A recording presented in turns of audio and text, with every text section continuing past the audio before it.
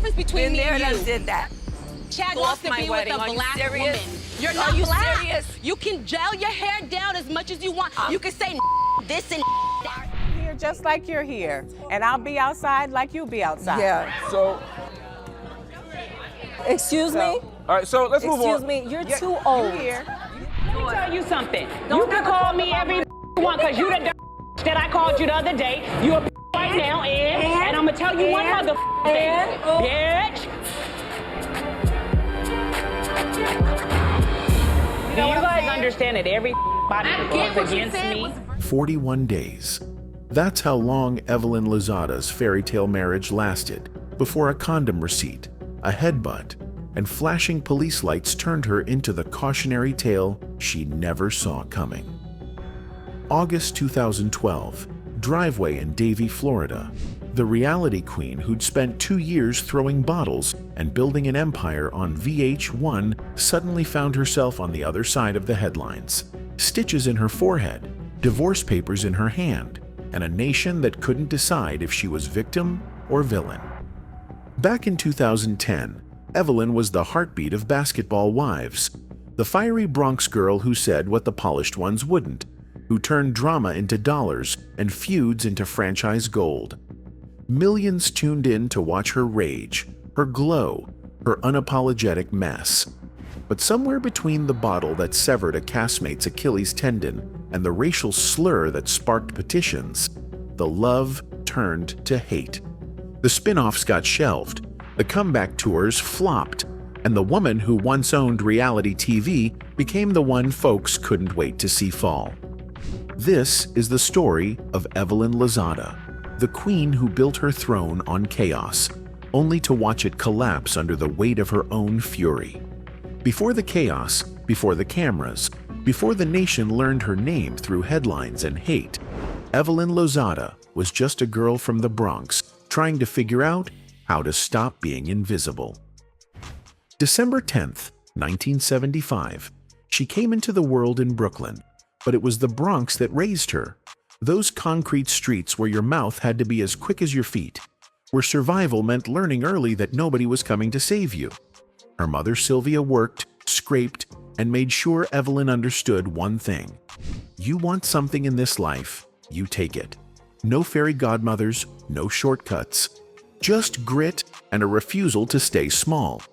For years, that meant secretary work, punching clocks, answering phones, watching other people live the lives she daydreamed about during lunch breaks.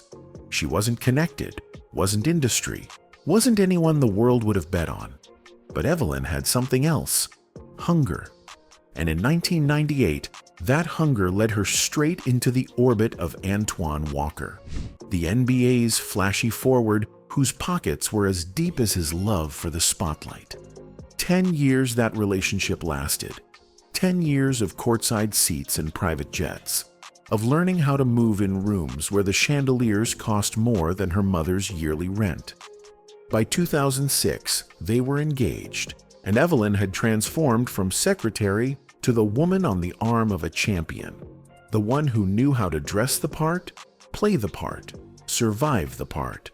But when Walker's money dried up, when the bankruptcy headlines hit and the lifestyle crumbled, the fairy tale ended.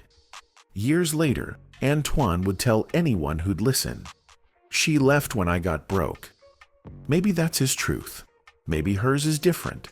Either way, Evelyn learned the lesson that would define everything that followed. Love in that world had an expiration date, and loyalty was currency you couldn't afford to waste. So in 2007, she packed up and moved to Miami, opened a boutique called Dulcie, stocked it with heels that cost rent money, and bet on herself. No NBA boyfriend, no safety net, just a Bronx girl with a dream, and the kind of fearless ambition that doesn't ask permission. The boutique was survival, sure, but it was also strategy.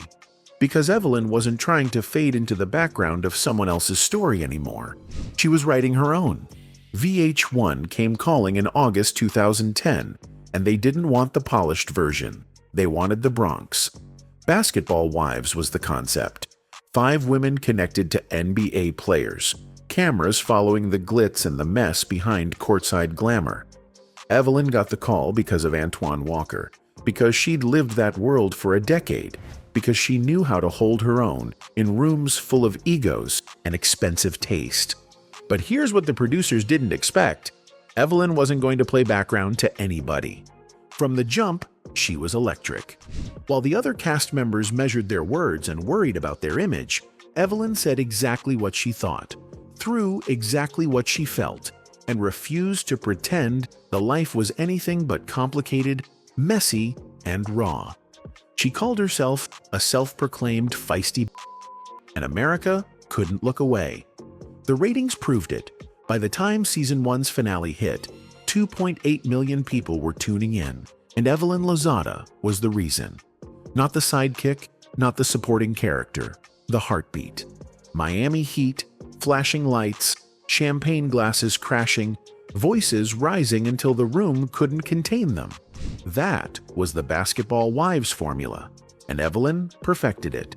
She didn't invent reality TV drama, but she weaponized it, turned feuds into franchise gold, made her Bronx fire the thing everyone talked about the next day at work.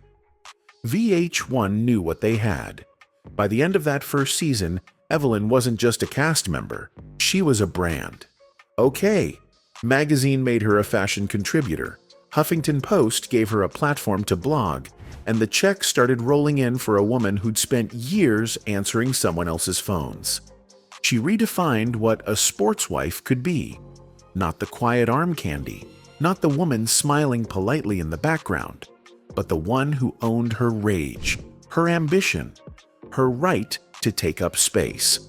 For women who'd spent their lives being told to shrink, to smile, to let the man be the star, Evelyn was permission. Loud, unapologetic, unfiltered. She made reality TV feel real in a way the scripted smiles never could. But reality TV doesn't reward you for being real. It rewards you for being watchable. And watchable, in that world, meant combustible. Producers didn't want Evelyn to calm down. They wanted her to explode. Again. Louder. Messier. The cameras loved conflict. The ratings loved chaos. And Evelyn, hungry, hustling, finally holding the keys to her own empire, gave them everything they asked for. The machine had found its fuel, and it wasn't about to let her slow down. The first bottle flew in 2011, and it changed everything.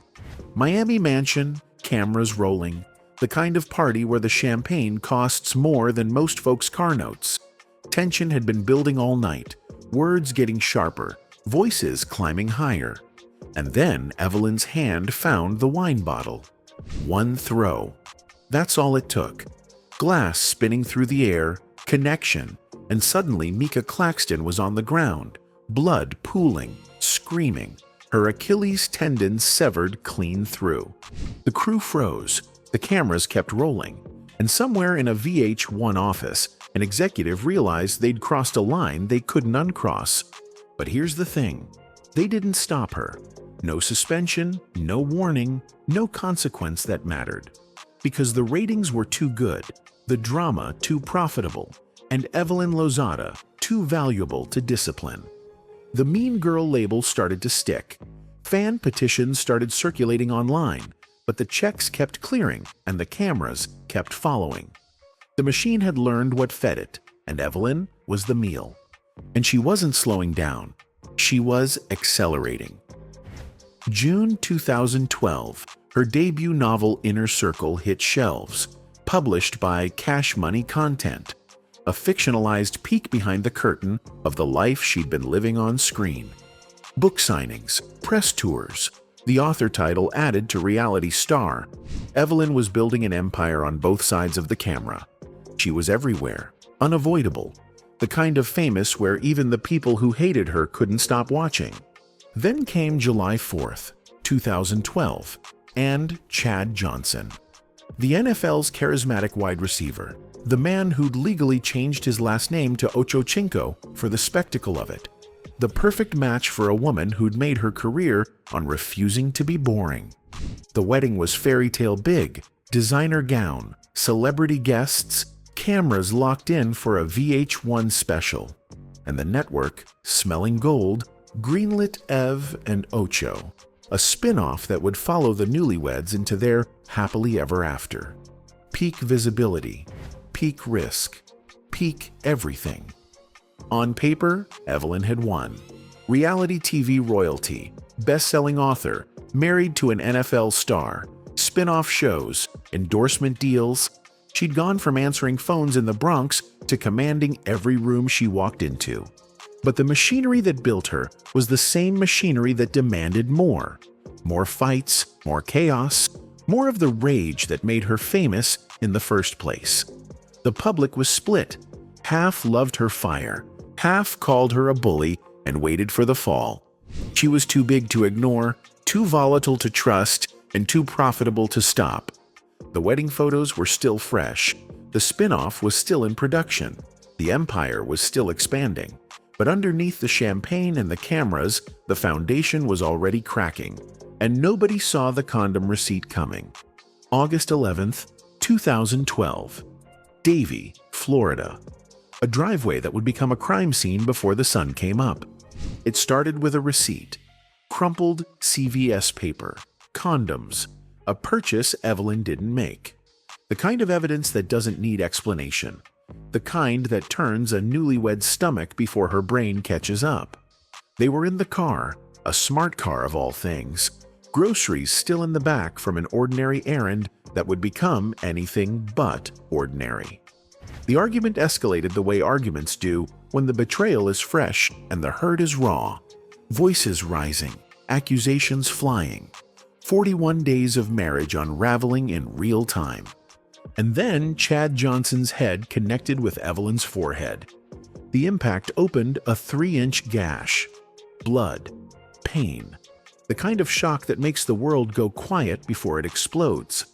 A neighbor heard the screaming, dialed 911, and suddenly the fairy tale wedding that VH1 had broadcast to millions became a police report. Evelyn was rushed to the hospital, stitches closing the wound that would scar more than just her skin. Chad was arrested, charged with domestic battery, and the Dolphins, his team, his livelihood, his identity, cut him before the morning news cycle even finished. 3 days later, August 14th, Evelyn's lawyer filed the divorce papers. No trial separation, no couples therapy, no second chances. Just a clean, swift end to what was supposed to be forever. The statement was brief, professional, final. Given recent events, Evelyn has decided to file and move on. By September 19th, the marriage was legally dissolved, erased almost as quickly as it began. VH1 pulled the plug on Ev and Ocho immediately. The spin-off that was supposed to crown Evelyn's empire, that was supposed to show America the softer side of the woman they'd watch throw bottles and build drama. Shelved. Gone. The footage that existed would never see daylight, and with it went the narrative Evelyn had been trying to write, that she could be more than the villain, that she could have the happy ending too. But the court of public opinion doesn't move as fast as divorce lawyers. Chad claimed it was mutual, that they'd both been physical, that the headbutt wasn't one-sided, and suddenly, the woman with the 3-inch gash in her forehead had to defend whether she was victim enough, hurt enough, innocent enough to deserve sympathy. The photos of her injury circulated, undeniable, brutal, real. But so did the think pieces, the comment sections, the people who'd watched her rage on Basketball Wives for 2 years and decided this was karma catching up. Funny how the world will watch you bleed and still debate whether you deserved it. The spin-off was dead, the marriage was over, and Evelyn was left standing in the wreckage trying to figure out who she was supposed to be now. The woman America had loved to hate was suddenly a domestic violence survivor, and nobody knew how to hold both truths at once. That she could throw bottles and also bleed from them, that she could be the aggressor on screen and the victim in a driveway. The internet split down the middle. Domestic violence advocates rallied, using her story as proof that a doesn't discriminate, that it finds women in mansions just as easily as it finds them in studio apartments. But the other half, The ones who'd been watching her rage for 2 seasons, who'd signed petitions calling her a bully, saw August 11th as cosmic justice. Karma delivered with a headbutt. The comment sections were brutal. She had it coming. Now she knows how it feels. The kind of cruelty that forgets there's a human on the other side of the headline. Evelyn didn't retreat, though. Years later, when another athlete's domestic violence case made headlines, she spoke to Essence with the weight of someone who'd lived it. "It stays with you forever. My heart goes out to the victim." She didn't say it directly about herself, didn't need to. The scar on her forehead said enough. But survival meant moving forward, and forward meant rewriting the story. December 2013, she got engaged again. This time to Carl Crawford, MLB outfielder, the kind of clean slate romance that tabloids love. New ring, new chapter, new chance to prove she could have the happy ending that blew up the first time. March 2014 brought their son, Carl Leo Crawford, and suddenly, Evelyn had the narrative shift she'd been searching for. Not the villain, not the victim, the mother. Cameras love a redemption arc, and motherhood was hers. 2015, OWN gave her Evelyn Lozada, a family-focused reality show that traded the bottle-throwing chaos for mom-daughter banter with her grown daughter, Shanice. The cameras rolled softer this time. Road trips, heart-to-hearts, post-divorce glow without the post-divorce rage. It was Evelyn trying to show America she could be more than the woman they'd seen at her worst, that the Bronx fire could warm instead of burn. For a season, it worked. The show premiered, the reviews were kinder, and the spin-off lifeline she'd lost with Chad got a second chance under Oprah's network. But the shadow of August 2012 never fully lifted. Every interview circled back. Every new relationship got measured against the marriage that lasted 41 days. Every attempt to pivot got haunted by the footage of who she used to be, the fights she'd started, the chaos she'd fed. She was trying to evolve, but the industry that made her famous had already decided who she was, and that version sold better than the one trying to heal. August 2017, and the pattern repeated. Carl Crawford, the man who was supposed to be the clean slate, the father of her son, the proof she could do love without headlines, was gone. Infidelity, allegedly, the kind of betrayal that echoes the receipt from 5 years earlier. Another engagement ended, another tabloid cycle, another round of public dissection of Evelyn's inability to make forever last. She was tired. The kind of tired that seeps into your bones when you realize the cameras have been rolling for a decade and you still don't know who you are when they turn off. June 2021. She finally said it out loud. She was done with Basketball Wives. The E! interview was careful, measured, the words of someone who'd spent years learning how to exit gracefully. "It's not the most positive energy. Heavy toll," she told them. And for a minute, it felt like closure. The OG was walking away, choosing peace over paychecks, choosing herself over the machinery that had built her and broken her in equal measure. But 2 years later, she was back. 2023, Basketball Wives Season 11, and Evelyn Lozada returned to the same reunion stages, the same manufactured drama, the same toxic energy she'd claimed to escape. Maybe the podcast money wasn't enough. Maybe the boutique wasn't cutting it. Maybe she just missed the chaos, the adrenaline, the only version of fame she'd ever known how to hold.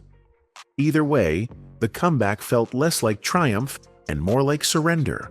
A woman returning to the fire because she'd never learned how to live without the burn. And then came the reunion taping. Spotlights glaring, tensions climbing, voices rising the way they always did when the cameras demanded conflict. Cece Gutierrez, castmate, on the receiving end of Evelyn's rage, and then the word slipped out. Lee, a slur mocking her Asian heritage, said in the heat of battle like it was nothing. The gasps were immediate. The internet erupted faster. A petition launched demanding accountability, demanding she be fired, demanding the network finally do what they'd refused to do when the bottle flew in 2011. Evelyn apologized. Sort of. In heat of verbal battle, things said that are hurtful. I understand why many are upset. The statement read, careful and calculated. But the damage was done. The landscape had shifted in the years she'd been gone. Accountability culture didn't forgive the way ratings used to. Fans weren't just tired of her chaos, they were disgusted by it. The show's numbers tanked, and Evelyn, never one to miss an opportunity to throw shade even at her own sinking ship, posted about it. Time to walk away. Way too toxic. But she didn't walk. She lingered, feuded, clung to the relevance that was slipping through her fingers with every dropped viewer, every petition signature, every think piece calling her a relic of a reality TV era that had finally, mercifully, moved on.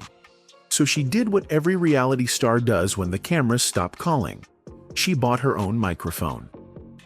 May 2025, Drop the Low premiered, a podcast co-hosted with her daughter, Shanice, the two of them sitting across from each other in a booth with headphones and unfiltered opinions.